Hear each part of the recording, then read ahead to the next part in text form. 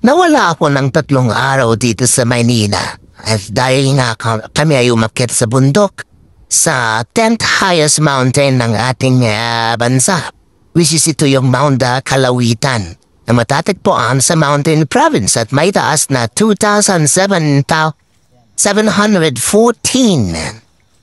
meters above sea level, 2,714 ika nga. So yun guys, sinakit namin ito.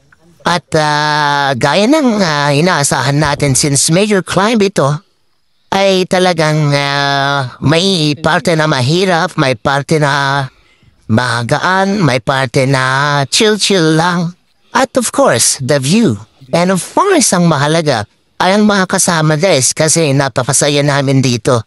Ang saya ng mga kwentuhan, although may mga pinagdadaanan at actually kahit lahat kami guys naman. O lahat naman tayo may pinagdadaanan, di ba guys? So yun, ang saya ng experiences namin dito sa bundok na ito. Pero alam mo yun guys, so matagal kami sa taas. So yung pagbalik, ayun na. Grabe talaga yung nangyari dito sa pagbaba namin. Panoorin nyo, o diba? Ano nang nangyari?